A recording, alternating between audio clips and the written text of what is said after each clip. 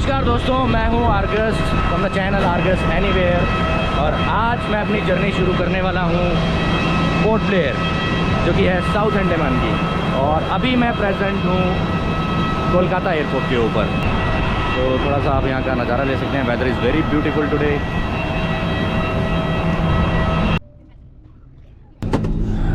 Time हो रहा है अभी 9:15 और अप्रॉक्सीमेट 11:20 और 11:25 की लैंडिंग है। 2 घंटे का टाइम है।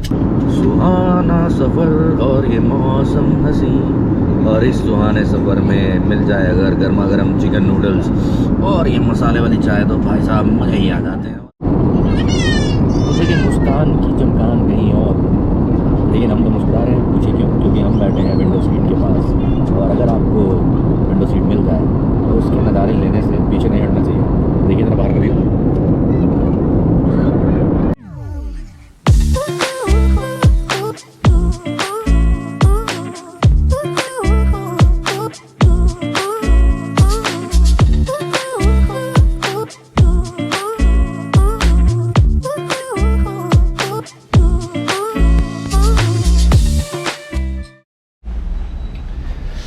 थोड़ा सा रिसर्च करने के बाद मैं एक प्रॉपर्टी के ऊपर आया हूँ जिसका नाम है जी इंटरनेशनल, और एक जगह पड़ती है यहाँ पे डॉलीगंज करके। तो उस एरिया में ये प्रॉपर्टी है, नियर बाय द चौक के पास में ये प्रॉपर्टी है, और इसमें मैं स्टे कर रहा हूँ। दिखाता हूँ आपको मैं। आई थिंक दिख रहा होगा आपको। So that is the main road. वहाँ से हम लोग इधर एंटर हुए हैं और राइट साइड में ये प्रॉपर्टी है। So I am staying in room number 101 और इसका रेट मुझे पड़ा है जाके 1700 रुपये।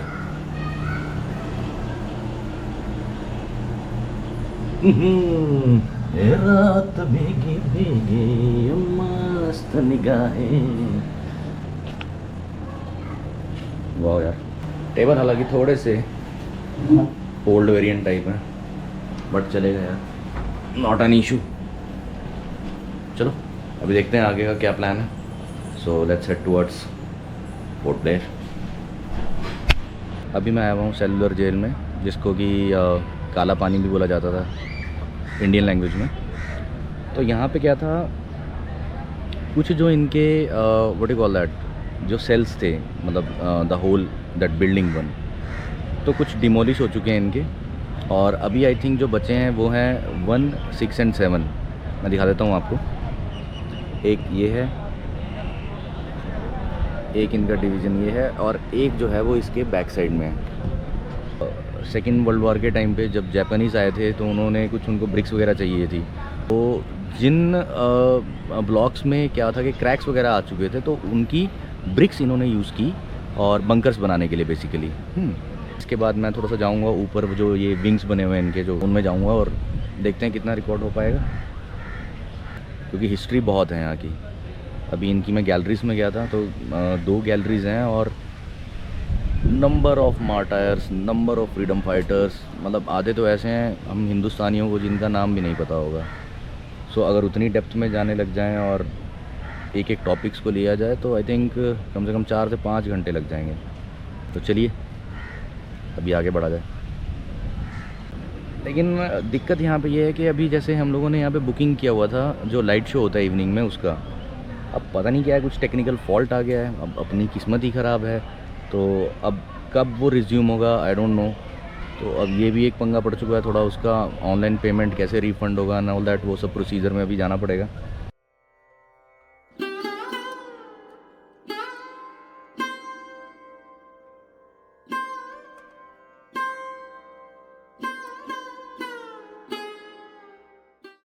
It was a basic model of Cellular Jail, जो कि एक स्टार शेप में बनाया गया था, और सेंटर में इसके जो था which is known as a cell tower और सेंटर टावर। तो इसमें से जैसे मैंने आपको पहले बताया है, कुछ ब्लॉक्स जो हैं वो डिमोलिश हो चुके हैं, और अभी एज ऑफ नाउ जो बचे हैं वो है 1 नंबर, 7 नंबर, और ये है 6 नंबर। तो इन तीनों में ही लोग विज़िट करते हैं। तो ये रास्ता हुआ करता था सेलुलर जेल का, और इसकी ख़ास बात ये थी, अंग्रेज़ों ने इसको ऐसे बनाया था कि जिसमें एक कैदी दूसरे कैदी से बात ना कर सके। ये दरवाजे होते थे, दरवाज़ा यहाँ से ऐसे लगा दिया और ये लॉक्स होते थे और इसको यूँ किया तो ये हो गया यहाँ पे लॉक। और ना ही एक चैम्बर से दूसरे चैम्बर में कोई कांटेक्ट रहता था इनका। और ये वाला देखिए, ये जो छोटा सा एक चैम्बर दिख रहा है, अभी तो ये जंग के कारण इस तरीके का हो गया, इसकी जो कुंडी है ये खुलेगी नहीं, तो अदरवाइज़ किसी टाइम पे यहाँ से खाना फेंक दिया करता था। तो इस प्रकार से हमारे जो फ्रीडम फाइटर्स थे उनको यहाँ रखा गया था। और इसको डिज़ाइन इस तरीके से किया गया था कि जो इस ब्लॉक का फेस है और उस ब्लॉक की वो सामने दिख रहा है, that is the back side.